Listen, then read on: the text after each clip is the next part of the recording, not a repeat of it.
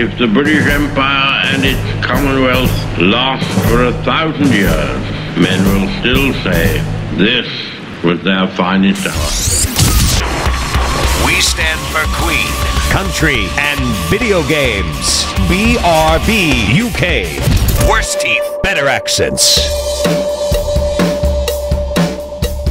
Hello and welcome to episode 249.5 of the Big Red Barrel UK podcast. I am Coleman. Hi. And that means, of course, half episode brings another guest. Not a half guest, a full guest, a whole guest. And this whole guest we have this week, I've got to stop saying whole guest, that sounds really weird, is Julian Adams. Julian Adams is a programmer. Julian Adams works on video games. Julian Adams works with GameMaker. I'm going to stop calling Julian Adams by his full name now. Anyway, Tim's going to be talking to Julian about cool things like working with GameMaker, what kind of games he's worked on, what kind of studios he's worked with, and it's a pretty damn interesting episode of a Do Say So myself, which I do say so because I edited it, so I've already heard it before you have, so you should take my word for it that that is a damn good episode to be listening to. Anyway, I'm going to hand it over to Mr. Tim Hibbs, I'm going to hand it over to Julian Adams, they're going to do some talking. Be sure to listen at the end, we've got some more stuff that involves my voice, my lovely dulcet tones. After this sound. Hello, yes, and welcome. We're here with another interview, and this time I've dragged a friendly neighbourhood game designer that we're friendly with through loading, and we'll come on to that in a second as well. But please welcome Mr. Julian Adams. Hello, lovely to be with you here, Tim. Thank you very much for joining me. And yeah, as I said, we've dragged you in because we've made acquaintances through loading, where you use the kind of workspace stuff during the day, which we'll come on to in a second. And then you're kind of often still working, but sometimes also hanging around for a bit of Tabletop Tuesday. So that's how we've become acquainted, basically. I think you came up to me whilst I was having a meeting with some other developers. Okay. You just kind of like, hey, do you do games? Yeah, well, you know, when I'm there on a Tuesday, I chat to people. That's what I do. Yeah. But yeah, thanks very much for joining us. Yeah, as we said, you use a bit of the kind of workspace that loading have during the day, where quite a lot of game designers, well, you know, a handful of game designers use the space to work in. And how's that working out for you, basically? Oh man, it's a great thing. It's kind of a cliche, but a lot of game developers, a lot of programmers especially, kind of spend all of their day in their own bedrooms, kind of tapping away on their keyboard. And it is totally true. I was that guy for about, 4 years. And having this facility, this little venue that the bar are very, very kindly giving to us for free during the middle of the day, with some rules. We can't steal the beer. Yeah. It's a fantastic source of, it's just good friends. We're just good friends. A couple of guys are working on games with each other, but mostly it's our own little projects, our own little client work. So every time we have a problem, we want to discuss like a piece of design, as always, you kind of grab someone's ear. You're like, let's go to lunch, with the ulterior motive of like, yeah. But yeah, I mean, I must, like you say, like coding is quite an isolating type of part of game design. Especially when in the era of, smaller projects and the kind of indie game type stuff, you're back down to, say, maybe one person doing the coding and, like you say, maybe being on your own. So I think it must be helpful being in an environment not only where you've got other people to interact with and that's a bit nicer, but also people that you can genuinely ask questions and bounce ideas off and that type of stuff, you know? So most people are using the same kind of the same building blocks to make the game. So they use a game engine, most people do, called Unity. I don't use Unity. I use something else altogether. But having said that, like, it's still good to get an opinion on stuff. And I think we're seeing it's kind of nice that you brought up like that kind of fragmentation of game development. I'm not sure whether it's kind of changed because I'm fairly new to the scene in general, but hearing stories of how it was in the past, air quote, back in the 80s where there really were bedroom programmers who would go after publishers and be like, here's a game that I made, please publish it. Yeah, that kind of feels like it faded out a bit in the mid-90s and early 2000s. And yeah, so maybe it's come full circle. I'm not sure it's necessarily come full circle. It's moved along a little bit, like the market has definitely changed. But yeah, like also just the food down that end of Stoke Newington as well. There's so much variety. Yeah, never bored for dinner. Yeah, it's a good option. Yeah, but yeah, so I mean, yeah, as I said, that's a good thing. But let's talk about how you fit in the scene. You said you were fairly new to things, but so where did you first get involved with video games, basically? Oh man, about 4 years old, I think it was. Well, let's say the creation of video games, and more than the actual playing. We'll come back to the playing later. I think I was about 14 years old, actually, now that I think about it. So, I've been a programmer for a very, very long time, but never really took it seriously.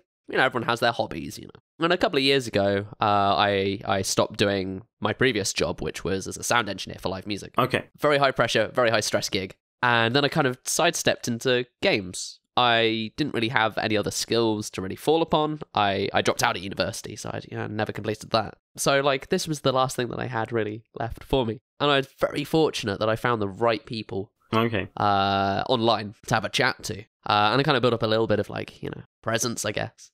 And one day, one of my friends kind of gave me a nudge.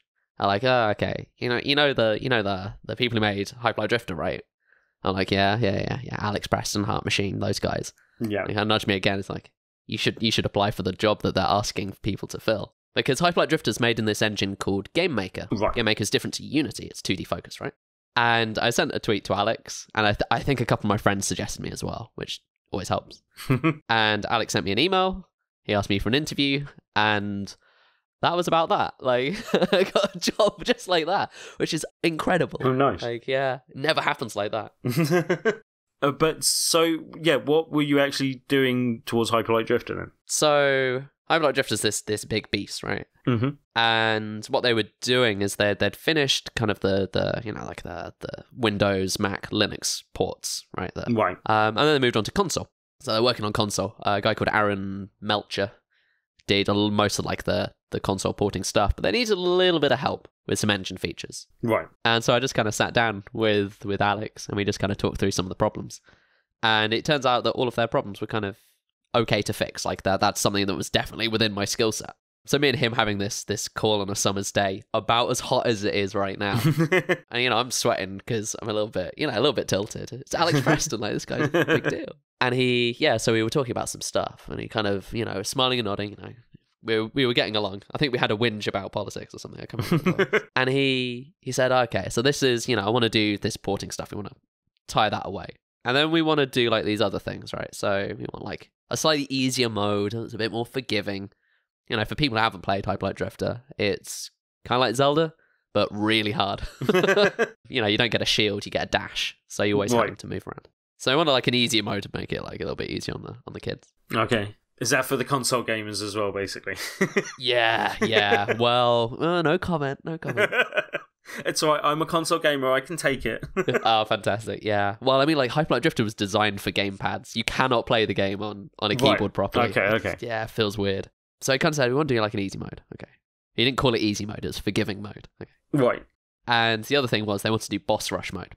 And they'd seen a couple of mods that people had done where they'd found a way to kind of hack into the game files. and which is incredible. I've never actually seen people hacking away at a game like that. Well, that's what you get for being part of the PC community, Yeah. I remember that on Tiberian Sun back in the day.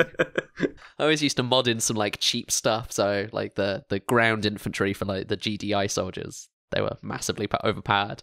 And just cheese all of the people online. And it'd be ranked matches as well. So broke. You wouldn't get away with that today. No. You'd end up with 40,000 negative reviews on Steam, wouldn't you? Yeah. Oh man, GTA 5, bless them. Yeah, but for anyone that doesn't know, you're mentioning that as well, Hyperlight Drifter's, a very well thought of game as well. In terms of, I don't usually like to talk about Metacritic scores, but that's a good way of kind of analysing a game that you haven't played. And it's got a particularly high score and was a reasonable success story for Kickstarter video games as well, basically, for anyone that wasn't familiar with the history. So, what was it like coming to a big game that was already kind of a big thing and successful, and then getting to work on that? Was that nice, I assume? Yeah, it's kind of two bits of my brain towards that. I think one of it's nice, right, because you don't need to do the really hard bit, which is come up with an idea, put it into practice. That's really hard. But equally, the other bit is you need to be totally respectful of the work that's there and the audience you've already built a bit, I guess, as well. Yeah. I don't know the guys personally. I don't know Teddy or Bo or Casey, other people, or Lisa. So you my only real connection with them is the comments that they've left in the code. Right. Comments in the code. Yeah, it's like this. It's like opening a time capsule. So as you like dig through the codes, like you go down, from the top level bit, you get more and more fundamental in the code, right? This beast that they've created. You get down to like the genetic level, and you find just like a bit of code's commented, "We should change this later." And that's in the release version. That's in the actual release version. And I found like little notes that the dev team had sent to each other as well. And it's like an archaeologist digging away through all this stuff. Yeah, it's incredible. And that was kind of the big thing that I found doing the third task that Alex set out. So it turned out that I didn't end up doing the easy mode or the boss rush mode. Right, okay. They found another programmer called Evan, who is local to LA. So the Hyperlight Drifter dev team are located in Los Angeles. Right, yeah. And I'm obviously in London. Mm-hmm. So they wanted somebody for like gameplay stuff who was like in the building with them. Makes total sense. Right? But what I ended up doing was doing an optimization on the game. Right. And yeah, Hyperlight Drifter launched at 30 FPS, which is not usually recommended nowadays. One a bit higher, basically. Yeah. I mean, I prefer to play at 60, but I don't mind 30, but people really care. That's fine. And I think Alex kind of knew that the game would probably be better at 60. But during development, they just didn't have the bandwidth to cope with that. Right. Because they're doing all this other stuff. They're balancing the items. They're building bosses. They're, putting the last finishing touches on the environment. The last thing you want to do is take a big off axe to the whole thing and be like, no, it's now got to be twice as fast. Like, that's not... That doesn't make sense. It was my job to be the person swinging the axe. Right, okay. So you're sort of cleaning up the code then, as far as I understand it, basically, and just kind of streamlining things a bit, is that? Well, that's about 10% of the job, yeah. Right, the other 90% is literally replacing bits of the code. Right, so literally rewriting bits so it's cleaner, basically, is that? Rewriting bits so it runs at twice the speed, and also, importantly, still feels like the same game. Right, okay. This means me sitting down with a digital stopwatch that measures milliseconds, right? And going frame by frame almost kind of thing. Yeah, it is literally frame by frame. I got really good at this stuff. Yeah, and that took a month, and I was doing I was doing 70-hour weeks. Right, and the last week I broke triple figures. Whoops. And yeah, I think I filled. I lost count of how much beer I drank to cope with that. Man, that was awful. I filled a couple of recycling bags. It was really hard, and we released it, and it was fantastic, and the game felt amazing. And we watched some streams of people like speedrunners, right? Because speedrunners love this stuff. Like, they love the 60 FPS because it feels really good for them. Right. And I was watching a stream on like 2 days after release, and it crashed. Oh no. and I just had to turn off the computer, walk away. Like, I can't, not right now. And I came back a couple of days later, and Alex was like, hey man, hey Alex, did you see the stream? I'm like, yeah, Alex, I saw the stream. He said, you gotta fix that. I'm like, yeah, I know, Alex, I'm sorry. And that was the only bug we had. That was the only big major thing that we had to fix. So that's not too bad though, is it? And I don't know how that's generally kind of viewed, but that sounds like not bad. Yeah, that was pretty good, really, for rewriting a pretty good chunk of 118,000 lines of code. Right. Yeah, it wasn't too bad. Did a good job on that. And a lot of credit goes to the QA stuff as well, but yeah. So you've got people checking what you're doing after you've done it as well, basically. Yeah, making sure I haven't screwed up. Yeah. But it sounds like, it was an intense experience, but a good one, no? Yeah, it was, yeah. Me and Evan got really close, actually, during that. Something that's, as I kind of hinted about how, strenuous this particular task was, game dev is an emotional thing for me. I don't know, people might have different experiences with this, but you do give yourself to it. And and you ride the wave. I think that's one of the things that appeals to people. I mean, Hyperlight Drifter does definitely sound like a very personal project for the head director and designer and Alex. But then he's got to find people that get on board and have a similar passion level for that project type thing. to get it to the point where it got it to, obviously. But I guess it was, a nice experience. But was it also hard with some of the subject matter and working quite closely with that, or how did you find that? Because for the benefit of people who maybe not familiar with the story here, Alex Preston, the guy who does all the boss, the person who pays me, has like a really serious heart condition. Hence the name of the company, Heart Machine, is kind of like there's a reference to that. Yeah, and he's had some pretty serious operations. In fact, during the middle of development, like he had some really serious operations. You know, that weighs on my mind a little bit because I want to make sure like I do a really good job. Because this is, I feel like this is kind of his legacy in a way. Yeah, it's such a personal piece type thing. Yeah. I mean, like one of the main kind of things that the character does is walk around and cough up blood. I mean, like it's pretty brutal. And yeah, I feel like Alex put a lot of himself into that, and the fact that he lets me work on his game is, for me, is a massive honor. That it really is. Yeah, it's very personal. It is very personal, yeah. And as much as, it's a job you get paid for and stuff, it's obviously, I think you have to be quite passionate about video games to work in the way that you sounded you did. And, as I said, a hard thing to work with some of the subject matter, but also a nice and an empowering thing. And like you said, a good experience to actually work on. Yeah, like it's undeniably changed my perspective on this, right? Having worked on this, because previously I was just content to hover around my flat and, do whatever. Yeah, but actually working on something that somebody really cares about has shown me how to care about this kind of thing. So, leading on from Hyperlight Drifter, what else have you then got involved with from then on, basically? Yeah, so there's this company that's based in the US as well, because reasons. Based in West Virginia, this one, not LA. Okay. There are a bunch of guys who use GameMaker as well.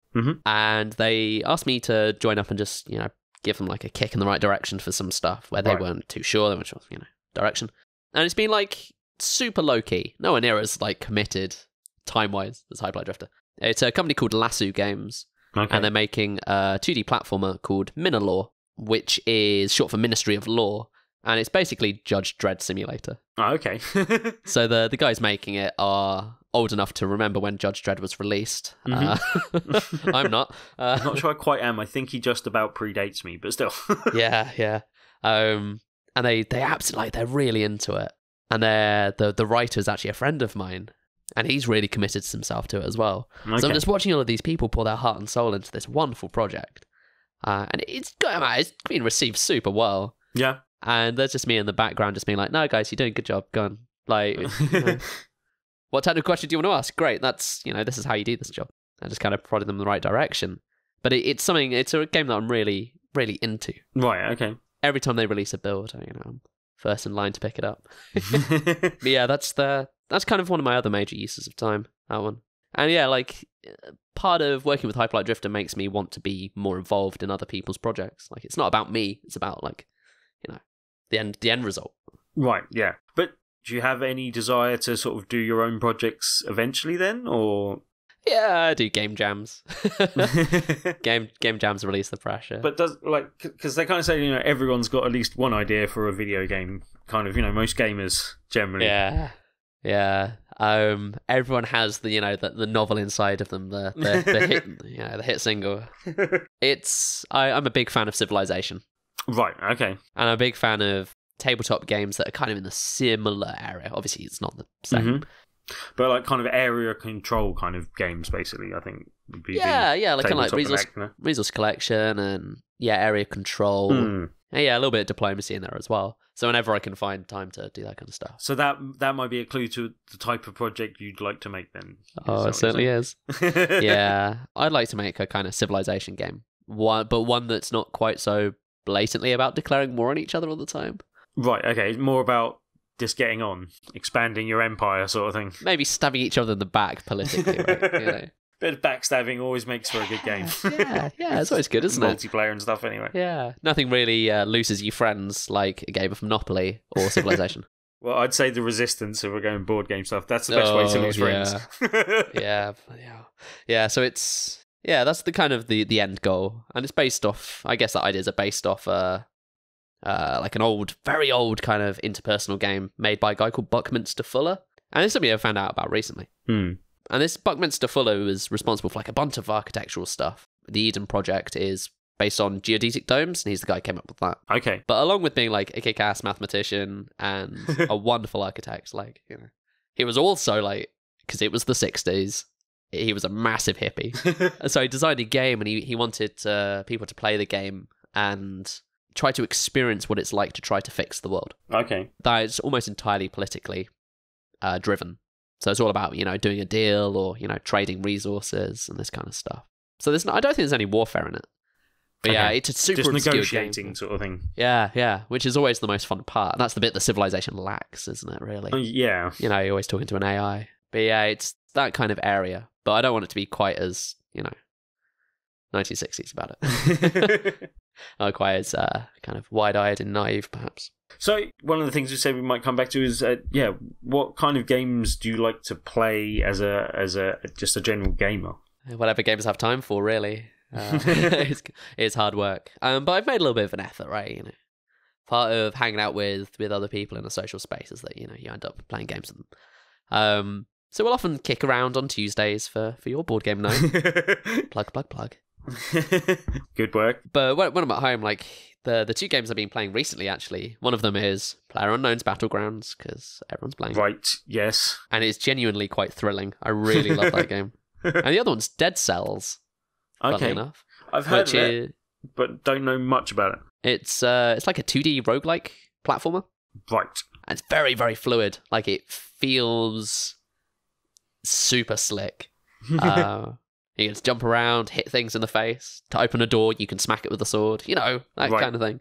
And people have compared it to kind of Dark Souls with the way the combat works. Okay. I'm not so sure about that one, but it's good. And I've had it for, I think, about 3 days, and I've already dumped 12 hours into it. Which maybe is an indication I should be doing more work. But that's the thing about being a passionate gamer. Sometimes games come along just at the wrong time. Like, do you find that you play less games now that you're making them, just because sometimes you spend so much time making them, basically? Yeah, I think so, yeah. Though when I was, you know, when I just dropped out of university, that kind of thing, I didn't really have any money to buy games. So I definitely was not playing any then. Right. But yeah, there was a period when I was actually in employment where I definitely was playing a lot more games than I do now. Well, if there's any consolation, I played less games when I'm doing other stuff about games, like podcast recordings and Tabletop Tuesdays and things. Just hard to find time, isn't it? Yeah, but you know, like, hey, we made our beds, we'll lie in them, basically. Yeah.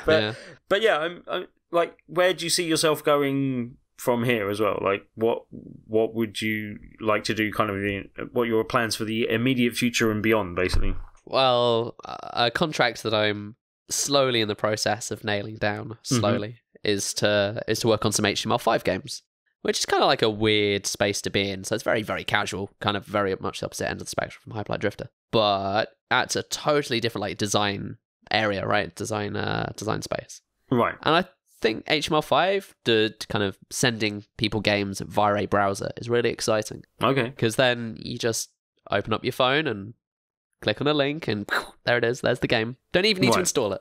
Does it all for you. And that's really exciting for me. Kind of getting games into the hands of more people cannot be a bad thing. Yeah. It's true about, you know, every form of media, really. But I think we can do better in terms of giving people meaty stories and rewarding gameplay. Stuff like Monument Valley, which is a fantastic game, and they released the sequel quite recently, where it's this beautiful, you know, elegant architecture, and it's a puzzle game, but it still feels really satisfying, even though it's really quite simple.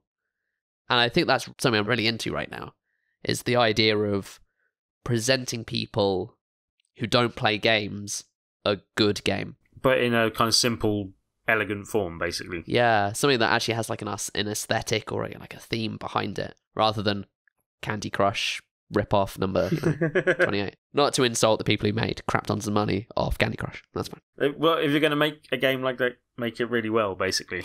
yeah, precisely, and they definitely have. But yeah, like kind of giving a broader audience something to really get their teeth into is, that's, and also, just, it doesn't have to be for money. Perhaps my idealism coming through here. But sell some ad space, it's fine. That's an approachable way to do things, possibly. Yeah, also, you mentioned GameMaker quite a lot as well. Why did you choose to work in GameMaker when you say, as you say, a lot of other people seem to work in Unity these days, basically? 2 reasons. One, I just like being difficult. And number 2, I grew up using GameMaker, so I started using GameMaker 14 years ago. So you got quite a few years' experience with it.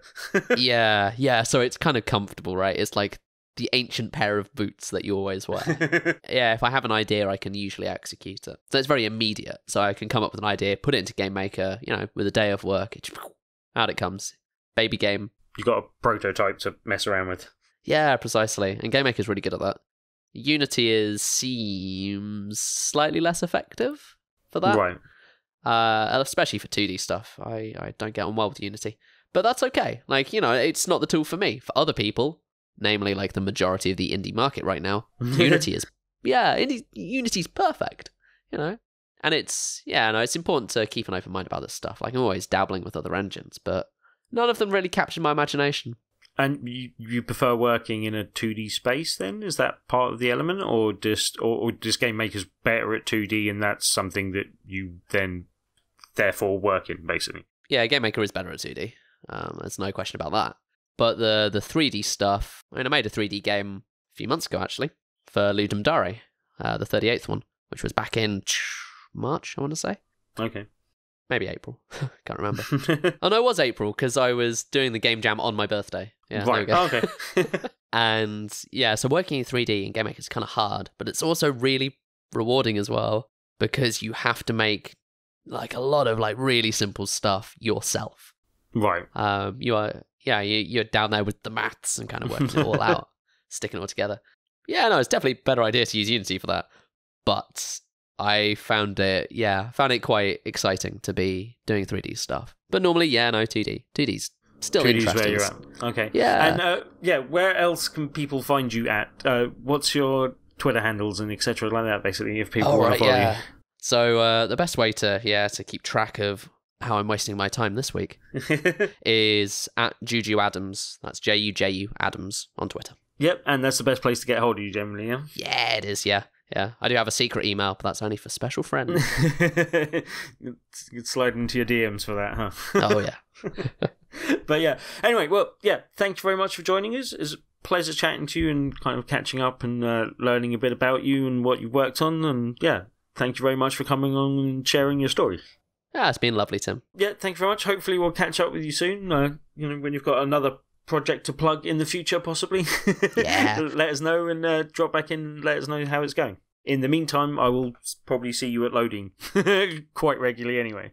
I try to make it down every Tuesday to play some board games. Sometimes, like this week, I couldn't stick around, but I do make an effort. It's just really nice to have that. Well, cool. Yeah, as I said, always nice to see you, and yeah, it's always nice to see a crowd of game developers playing some board games as well. Stinking up the place. Yeah, well, in a month where we've got video game board games going on as well, that kind of works nicely as well. So hey, yeah. All good. But anyway, cool. As I said, thank you very much for joining us, and we'll catch up with you again soon. Yeah, see you later, Tim. Super lovely, super nice, Julian Adams. Told you that was a good interview. That was a cracking interview. Well done, Tim. You said it would only be 20 minutes, you lying get. Anyway, that has been your half episode 249.5 of the Big Red Barrel UK podcast. Oh, half an episode away from 250. We got some surprises lined up. We got lots of cool things lined up. You'll be able to hear those when the episode comes out. Whenever that may be. Ooh, mysterious. Anyway, gotta say big thank you to Julian Adams. You can follow him once again. His Twitter is at Juju Adams, which is Juju Adams, or one word. You can also follow Mr. Tim Hibbs, him there doing the interview, at BRB Tim. And why not give me a follow at Dammit Coleman. Also, you can check us out, the website itself, BigRedBarel.com. That's also on Twitter, which is at BigRedBarel. And on Facebook, Facebook.com/BigRedBarel. And on YouTube, we've also got Big Red Barrel TV. Whew, that's all of it. That's a lot for this half episode. Yes. Forgot where I was going with this. Might as well end it. So, once again for this half episode of Big Red Barrel UK, I have been Coleman, that was Tim, that was Julian, and until next time, dear listeners, a goodbye!